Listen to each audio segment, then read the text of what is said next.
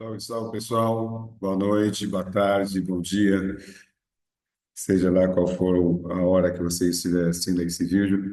Mais uma vez, a gente pede aí que sempre nos procurem, sabe que vocês sempre nos procurem em caso de alguma dúvida. Estamos lá no Objetivo, sempre à disposição, tá? Bom, turminha, hoje nós vamos falar sobre um assunto muito legal, que são vozes verbais, tá? Então, a voz verbal, ela indica a relação que existe entre o sujeito e o verbo. Nós temos a voz ativa, quando o sujeito pratica ação, a voz passiva, quando o sujeito sofre ação, e a voz reflexiva, quando o sujeito pratica e sofre ação ao mesmo tempo. Tá? Então, o que diz o texto aqui, né? A voz verbal indica se o sujeito gramatical é agente ou paciente da ação expressa pelo verbo. Isso é importante, tá? Existem três tipos de vozes, né, que está escrito aqui, do verbo, ou três vozes verbais no português. A voz ativa, a voz passiva e a voz reflexiva. Bom, seguindo o nosso telinha aqui, a voz ativa, né? A voz ativa expressa uma ação praticada pelo sujeito, né? O verbo está na voz ativa, quando o sujeito gramatical é o agente da ação, ou seja, quando o sujeito gramatical pratica a ação. Então, aqui, a banca entregou a prova aos participantes, tá? Voz ativa. Dois corretores corrigem as redações do Enem. Voz ativa. O professor orientou bem os alunos. Voz ativa. Um lembrete muito importante: as vozes verbais, elas trabalham apenas com os verbos transitivos diretos, tá? Lembrando que o verbo transitivo direto é aquele que pede um complemento sem o auxílio de uma preposição, tá? Então, é muito simples. Muitas vezes o aluno fica perguntando: professor, como que é, não é isso? É o caso da voz ativa mesmo, né? Gente, a primeira coisa que vocês precisam entender, que nós vamos trabalhar sempre, sempre, sempre, sempre, sempre com o verbo transitivo direto, ok? Vou passar um exemplo aqui na lousa para vocês, tá? Eu vou só me levantar aqui um pouquinho e com licença.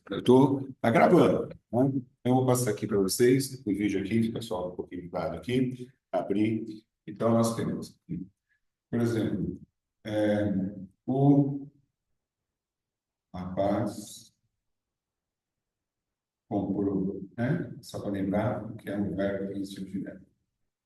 Tá? Tá pegando aí? Pegando, tá? Então, aqui nós temos o verbo transitivo direto. A pergunta que eu faço é o que ele comprou, né? E o termo que vai completar o verbo transitivo direto, nós vamos chamar de objeto direto, tá bom? Então, aqui, o rapaz comprou o pão. Para achar o sujeito, a gente faz o seguinte: a gente faz tempo do verbo. Quem comprou o pão? Rapaz. Não é isso? O rapaz aqui é sujeito. Tá bom? Ok. Nesse caso aqui, nós temos um verbo transitivo direto. Por quê? Ele comprou o quê? Observe que no complemento, que nós vamos chamar de objeto direto, não tem preposição, certo? Lembrando você que você sabe disso, você está cansado de saber disso, mas verbo transitivo direto vai sempre pedir um complemento sem preposição, ok? Só para lembrar, para ficar bem marcadinho na cabeça de vocês aí. Bom, seguindo, né? Nós temos voz ativa.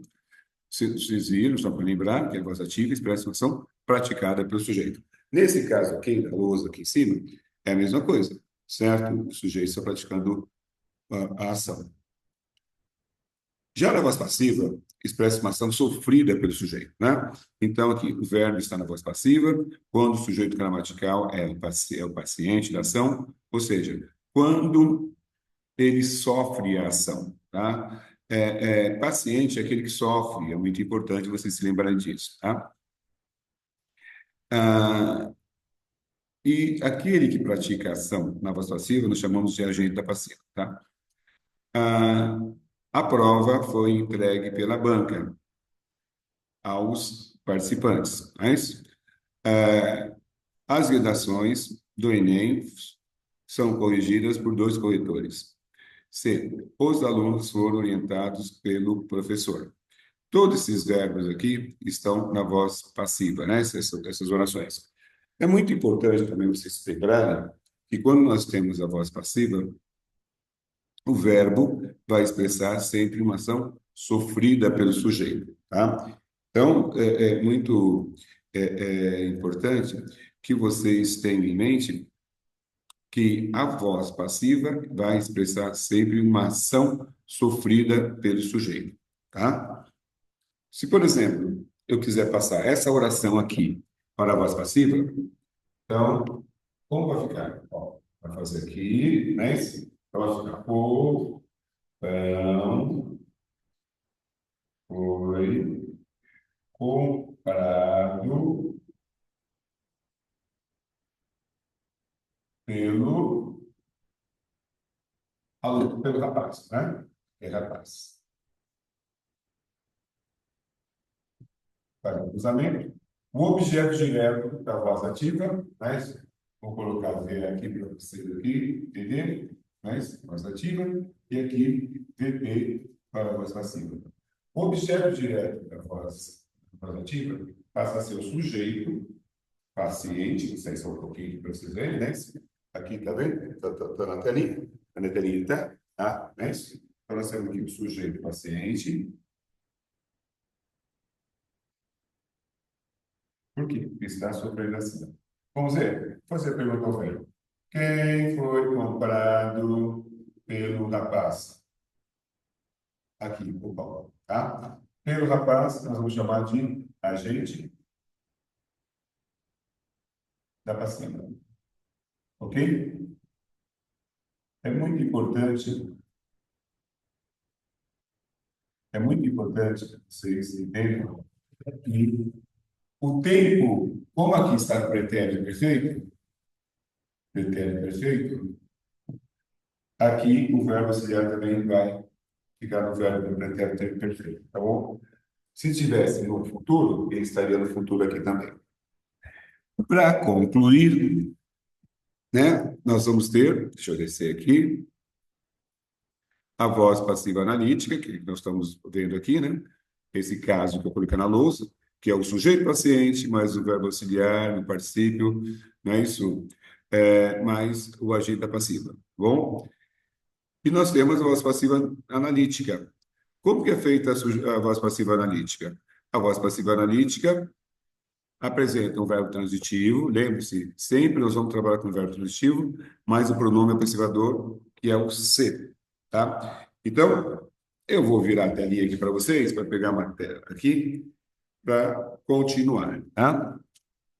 Vou só puxar a mesa para cá, eu peço só desculpa para vocês, pelo mau jeito, né?